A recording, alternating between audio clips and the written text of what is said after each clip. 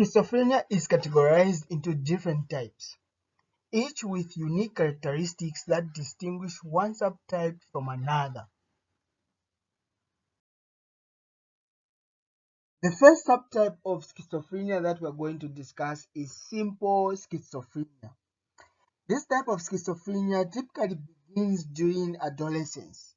It develops gradually and is marked by unusual behaviors, lack of motivation, shallow emotional responses, social withdrawal, and a noticeable drop in work or academic performance. Delusions and hallucinations are rare in this form. The prognosis is generally very poor.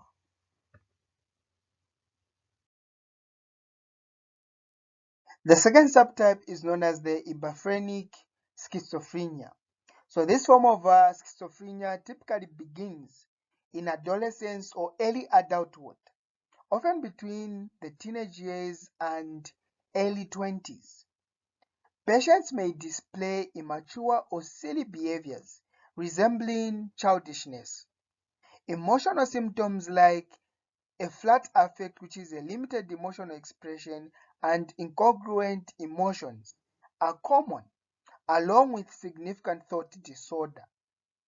Delusions frequently occur, although they tend to be disorganized, and hallucinations are also commonly experienced. While the onset is usually gradual, some cases can start suddenly, marked by intense depression and anxiety. The third subtype is the catatonic schizophrenia. So the onset is typically later than in epiphanic schizophrenia and often begins suddenly. This type is marked by prominent motor symptoms with fluctuations between heightened activity and reduced activity. The patient may experience one or a combination of several catatonic symptoms, including the following: catatonic stupor or mutism. The patient shows minimal response to their surroundings or to others. However, they are often fully aware of what is happening around them.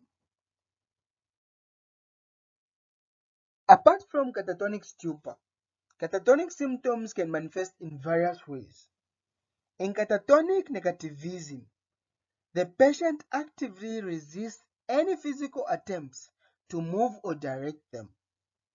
Catatonic rigidity is marked by physical stiffness, making the patient appear inflexible or unyielding. Catatonic posturing involves the patient holding unusual or bizarre postures, often for extended periods. In contrast, catatonic excitement is characterized by extreme physical activity and heightened excitement. While delusions, hallucinations, and affective symptoms may also occur, they are generally less prominent in the overall presentation. So what we have here is a catatonic posture, and this patient can hold this posture for an extended period of time.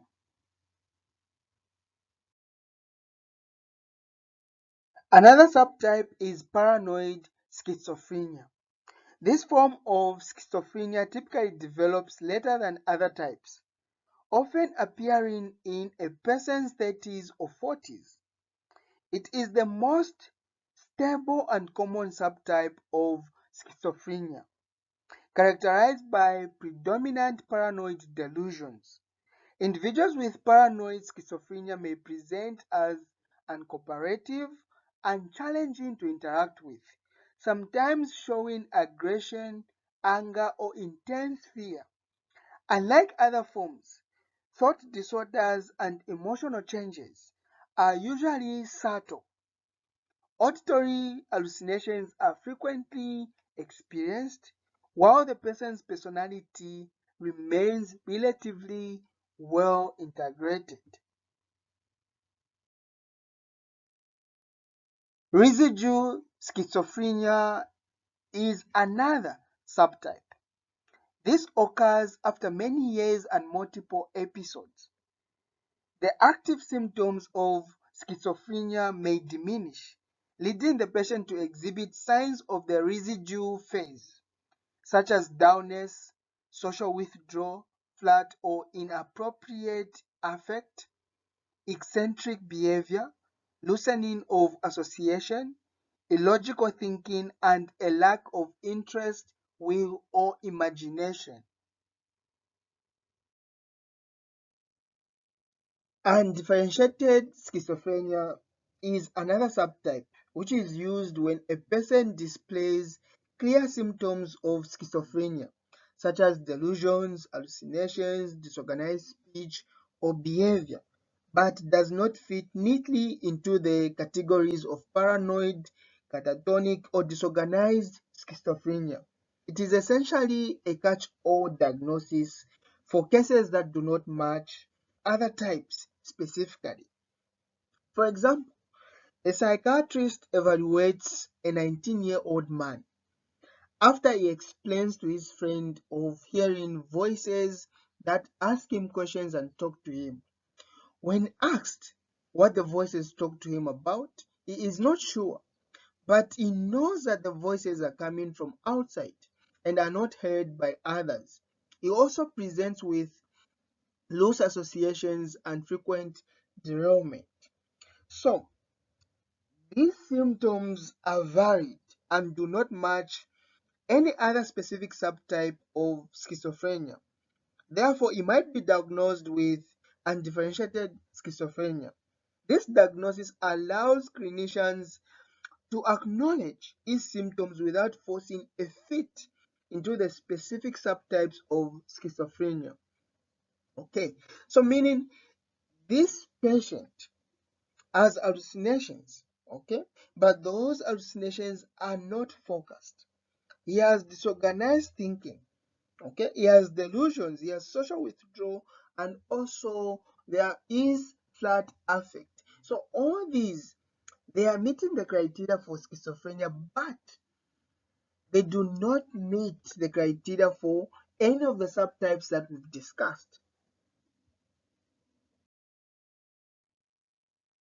Okay, let us now discuss the management of schizophrenia. So first we're going to look at the investigations, the medical treatment, and later on the nursing care. There's no definitive diagnostic test for schizophrenia. However, certain imaging findings may support the diagnosis. A CT scan is going to show enlargement of the lateral and third ventricles as well as decreased cortical volume.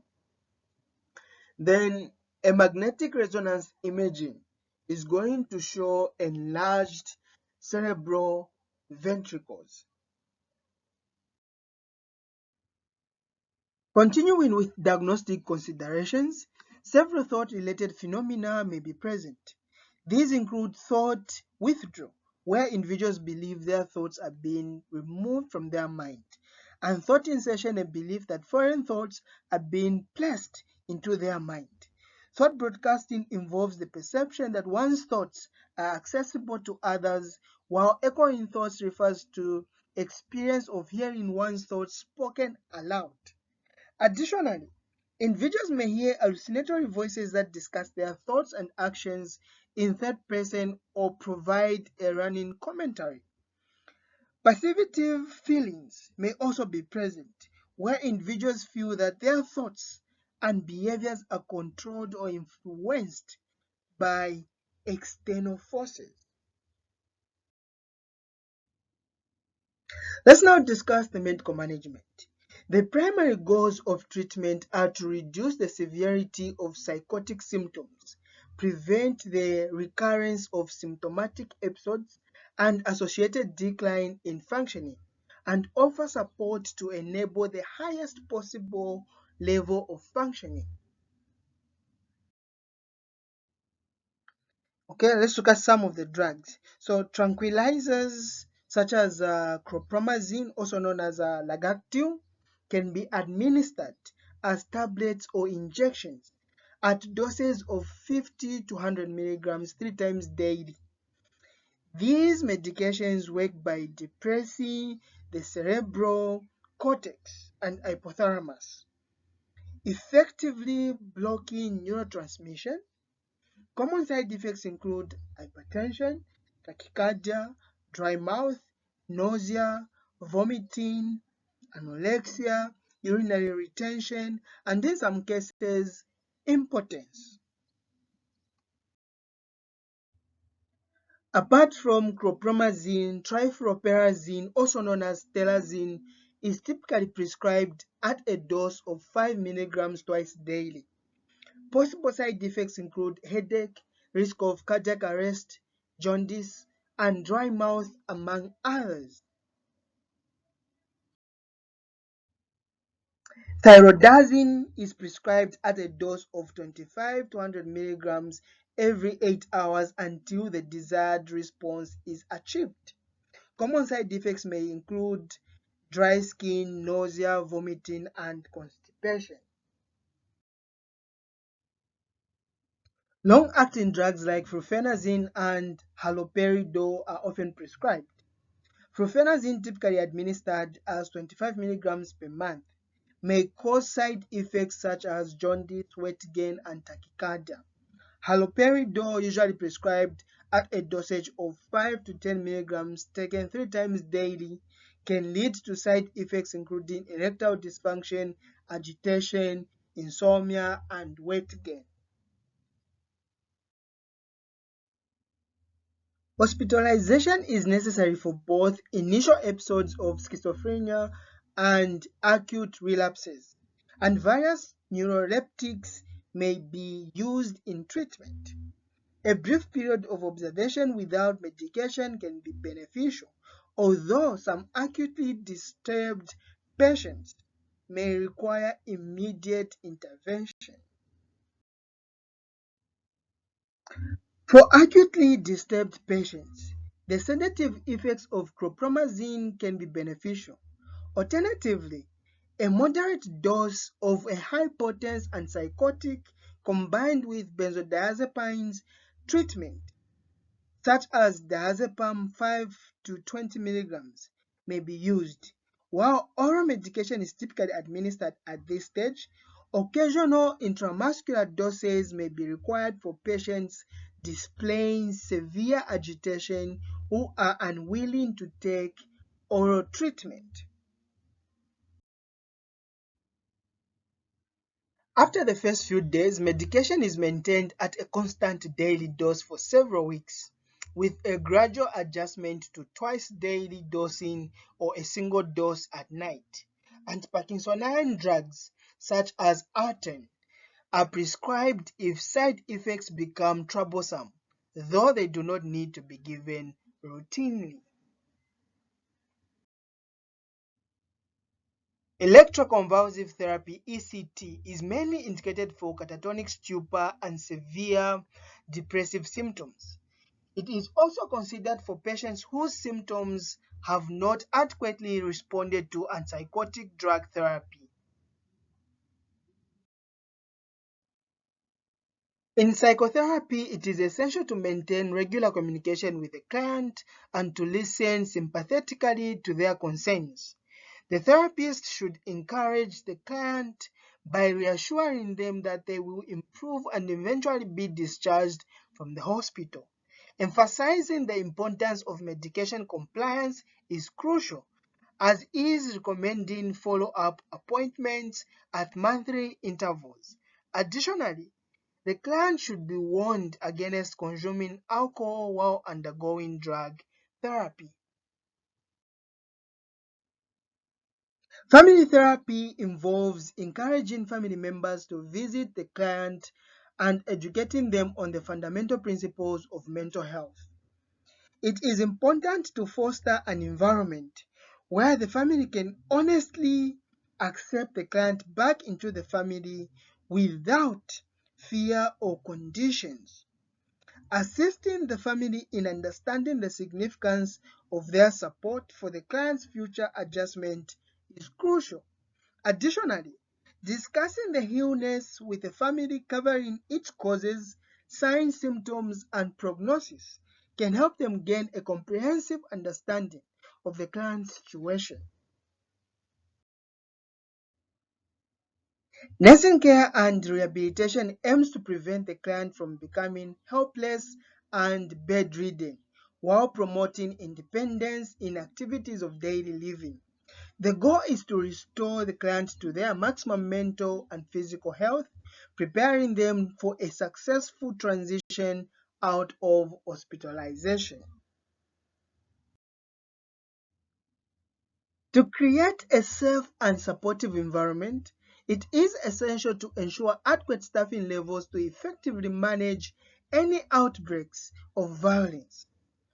Measures should be taken to guard against the cause of such violence, and facilities for sleeping and feeding must be sufficient to meet the needs of clients. Restraints should be readily available when necessary, and violent clients must be isolated to prevent harm to themselves and others. Additionally, it is important to properly introduce clients to the ward environment to facilitate their adjustment and promote a sense of security.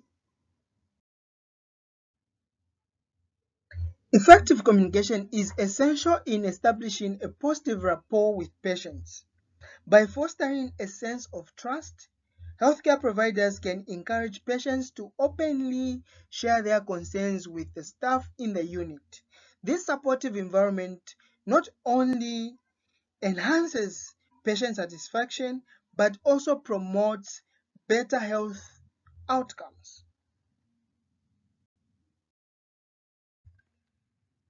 When implementing comfort and safety measures for a client, it is important to refrain from accepting their delusions. Ensure that the client does not sit alone for extended periods, as this can exacerbate their condition. Remove any potentially harmful items, such as drugs and sharp objects, to prevent self-injury or harm to others. Additionally, keep ties, ropes, strings, and belts out of reach if the client has suicidal thoughts. Finally, provide sufficient clothing appropriate for the current weather conditions to ensure their comfort. During meal times, sit with the patient and encourage them to eat, reassuring them that the food is safe. For patients who are weak, use a nasogastric tube to provide nourishment. It is important to monitor their intake and output diligently.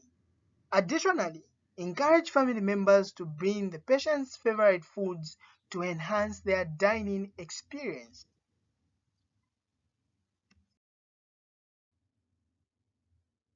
Habit training involves the process of acquiring behaviors through consistent practice.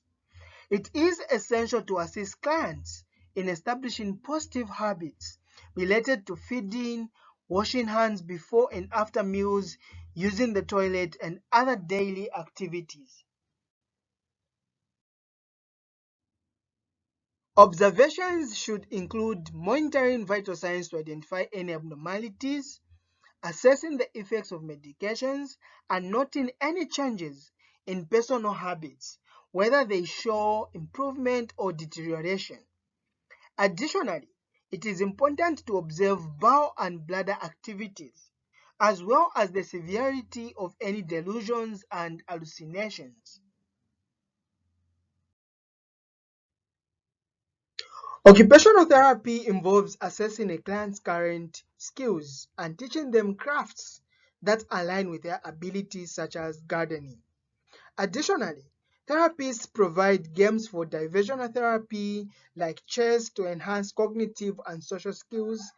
Positive reinforcement is also utilized to encourage, process, and motivate the client throughout the therapeutic process. It is important to refer clients who exhibit speech defects to qualified speech therapists. These professionals can provide targeted interventions to address communication challenges, thereby enhancing the client's ability to express themselves effectively and improving their overall quality of life.